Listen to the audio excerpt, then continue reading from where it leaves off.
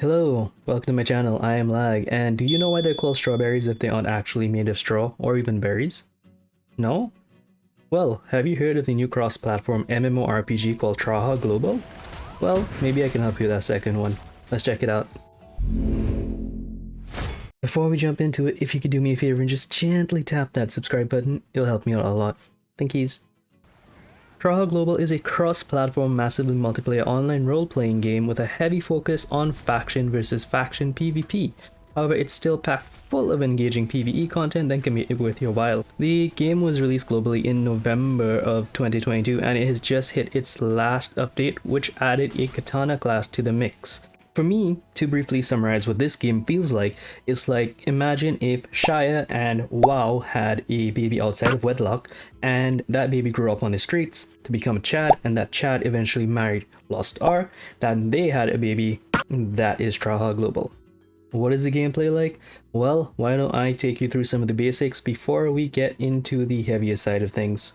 So the first thing you're going to want to do when you load the game up is create a character and choose a faction. You're faced with two choices, the losing Naiads and the Vulcans. For legal reasons, that was a joke. Anyway, I play on America 1 and I'm Naiad, so we'll do that with this account too. There are 4 body types to choose from. You have normal girl, normal guy, tiny girl, and Giga Chad. The game shows you how each preset would look using some of the cosmetics as well as the classes that are currently in the game. Select your body type and let's move on to the next screen. TRAHA Global offers in-depth character customization where you can create a very unique look or just play around with sliders. Oh come on, you know you do it. So once you have your look and you've chosen a name, the game plunges you headfirst into a strange cutscene and then a tutorial. You don't want to skip this because completing it gives you a nice reward at the end that'll help with your leveling and improve your combat power later on. Spoiler warning, you get absolutely wrecked at the end of the tutorial.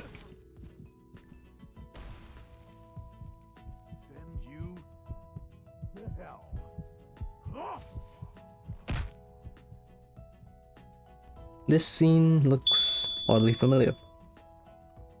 Anyway, once the tutorial has ended, you'll be able to choose your starting class. Since this is a greatsword meta and is a broken class, we'll go with that option. Make sure to claim your goodies from your mailbox and open all of your boxes.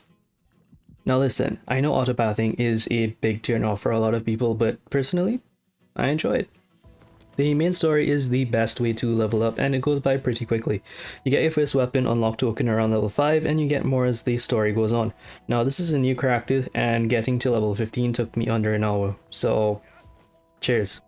The story itself is engaging if you take the time to get into it, and it has some very interesting moments. Look, a flying horse. Anyway, now that we've learned how to fish, we can try taking on a daily quest. Nope. Well, you can always get back to that later. More flying horse. I'd love to talk more about combat points, or CP for short, but if I try to get into that in this video, we'd be here for a lot longer than my attention span would allow.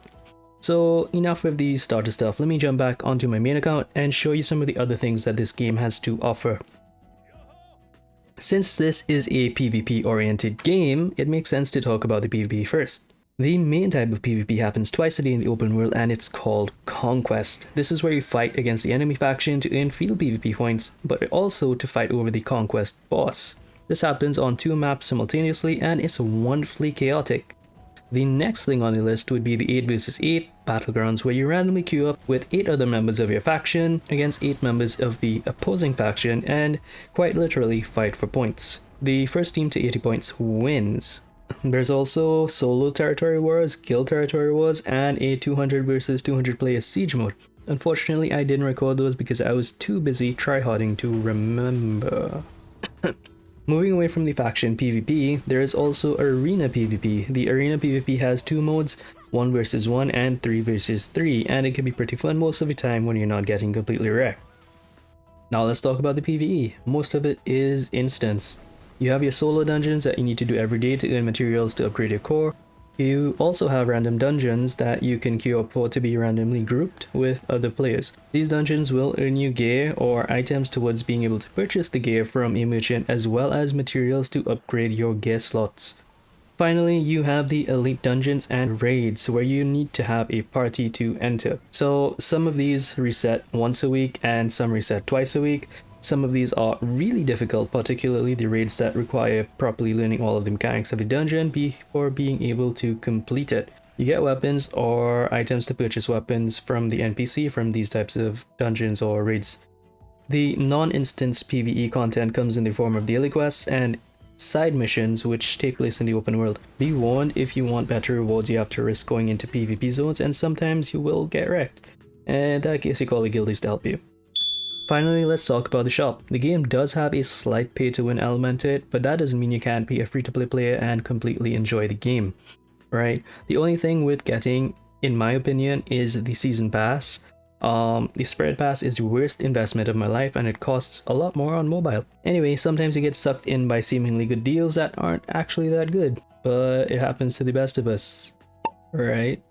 This game uses a card system similar to Lost Ark and can be costly if you want to spend money for them instead of grinding. But again, this game is very generous with how much of these you can earn in game, so you may not even end up spending a dime.